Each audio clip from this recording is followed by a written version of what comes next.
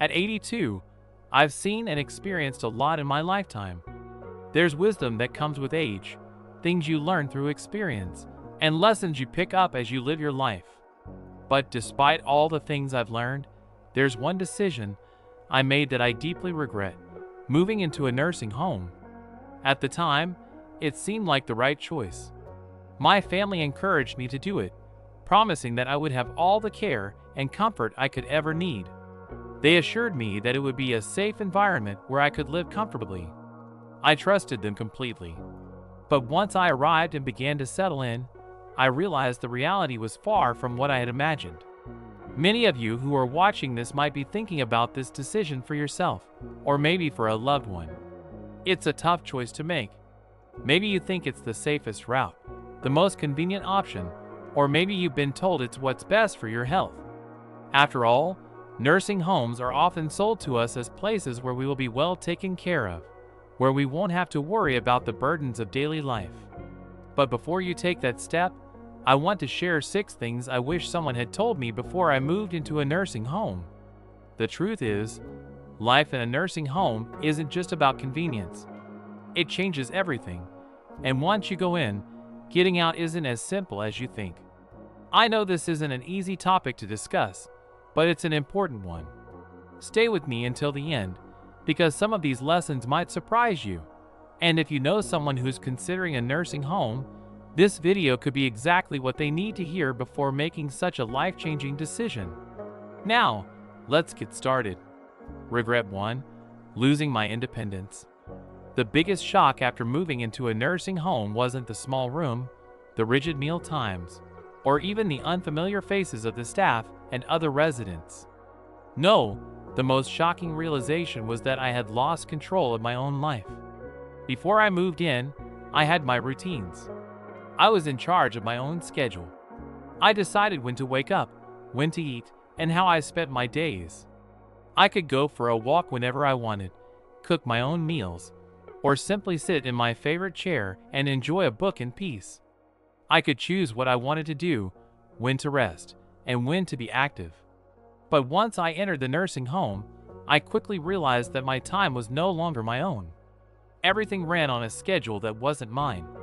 Meals were at set times, even if I wasn't hungry. Lights were turned off at a set hour, whether I was ready for bed or not. I wanted to take a walk outside, but I had to wait for someone to be available to assist me. Simple things like choosing what to eat or even picking what to wear started feeling like privileges instead of basic freedoms. I remember the first week I spent there. I woke up in a bed that didn't feel familiar. I reached for the book I had been reading at home, but when I looked around the room, it hit me. This wasn't my home. My books, my chair, all the little comforts I had carefully collected over the years were gone. In their place were cold, sterile walls, a bed I didn't choose, and the overwhelming feeling that I was no longer in control of my own life. The hardest part was realizing that once you give up your independence, getting it back is nearly impossible. You adjust because you have no choice. You stop questioning what you're told. You stop asking for a walk whenever you want, or about what's for dinner, and you learn to fit into their system. But in doing so, you start losing pieces of yourself. It's not just about physical freedom either. It's emotional too. Your ability to make choices, big or small, slowly slips away. If you're considering a nursing home, I want you to ask yourself, are you ready to give up the small freedoms that make life uniquely yours? Because once they're gone, you'll miss them more than you ever imagined. It's easy to take these freedoms for granted, but once you've lost them, it's a painful realization. Regret 2: feeling forgotten. One of the hardest truths about moving into a nursing home is realizing how life keeps moving forward without you. When I first arrived, my family reassured me that they would visit often. I trusted them, and in the beginning, they did come to visit. My daughter came by once a week, my grandchildren visited on weekends, and for a little while, it felt like I still had a connection to my old life. But as the months passed, the visits started to become less frequent. My daughter began calling instead of visiting. My grandchildren got busy with their schoolwork and jobs, and before long, They weren't able to come by as often. Holidays were the hardest. Everyone promised they would come, but somehow, the plans always seemed to change at the last minute. I'd find myself sitting alone in a common room, watching the other residents, hoping that someone would remember them. It wasn't that my family stopped loving me, it's just that life moves on. When you're not around every day, it's easy for people to assume you're doing fine, that you're adjusting to your new life, that you don't need as much attention. But the longer you stay in a nursing home, the easier it becomes for people to forget how much you still need them. I know they didn't mean for it to happen, but it does. I remember one evening sitting in my room, holding my phone, debating whether to call my son. I didn't want to burden him. I didn't want to remind him that I was here, waiting for a visit that might never come. So I put the phone down, and that's when it hit me. This was my life now. Watching the days go by, waiting for someone to remember me. The loneliness is real, and it's one of the things they don't tell you about moving into a nursing home. If you're thinking about a nursing home for yourself or a loved one, I want you to ask yourself, are you prepared for the loneliness that will inevitably come? Because no matter how much your family loves you, once you're out of sight, it's easier for them to forget. And that's not something you can prepare for until you experience it yourself. Regret 3. Losing my sense of purpose. When I moved into the nursing home, I thought I was just changing my living situation. I didn't realize that I was also changing the reason I lived. At home, I had responsibilities. I had my routines. I had hobbies and interests that gave me a reason to get up every morning. Even the small things, watering the plants, making my own coffee, tidying up my space, gave me a sense of purpose. These activities gave me the motivation to keep going. But in the nursing home, those daily rituals disappeared. Meals were made for me. Cleaning was done by someone else. The plants weren't mine to take care of anymore. There was nothing for me to do but wait for the next meal or the next scheduled activity. At first, I told myself it would be nice to relax. No more chores, no more responsibilities, just rest. But after a few weeks, I realized something was missing. The days felt long and empty, stretched out with nothing to do but wait for the next scheduled event. I saw the same thing happening to other residents too. People who had once been full of energy now spent their days sitting, staring, waiting for time to pass. I met George, an 84-year-old man who had been a carpenter his whole life. At home, he was always busy with his tools, fixing things, making projects. But here, there were no tools. There was nothing for him to create. I watched as George slowly withdrew. His hands, once skilled and strong, now rested idle in his lap. One day, he turned to me and said, "I feel useless." And I knew exactly how he felt. When you no longer have something to care for, something to do with your time, life begins to lose its meaning. Your mind slows down, your body follows, and soon, you feel like just another resident in a place where time moves, but nothing ever really changes.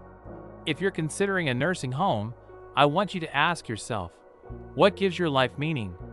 Because once you move in, finding purpose isn't as simple as filling your time with activities.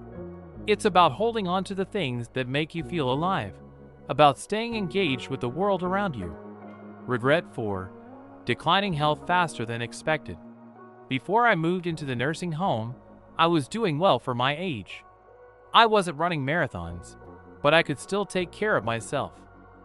I could walk, cook my own meals, and handle the little tasks around the house that kept me active.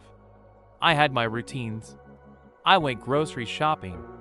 I stretched every morning. I even just walked around the house to keep my legs strong. But once I moved in, everything changed. At first, it seemed like I was just taking it easy. Meals were brought to me. I didn't have to cook or clean. If I needed something, I just pressed a button and someone would come help. But what I didn't realize was that the less I did for myself, the weaker I became. I stopped moving around as much. My legs started feeling stiffer. I sat more than I used to. Before I knew it, getting up from a chair started feeling like a chore. The muscles I had spent years maintaining were fading away faster than I ever expected. And it wasn't just me. I saw it happen to others too. People who had walked on their own 2 feet now found themselves needing wheelchairs. People who had once been independent now needed help with simple tasks. The more help we received, the more we seemed to need it. It's a vicious cycle. The more you rely on others, the harder it becomes to take care of yourself. I remember Alice, an 81-year-old woman who was full of life when she first arrived. She used to take daily walks around the facility, insisting that she wasn't going to let her age slow her down. But after a few months, I noticed she wasn't walking as much.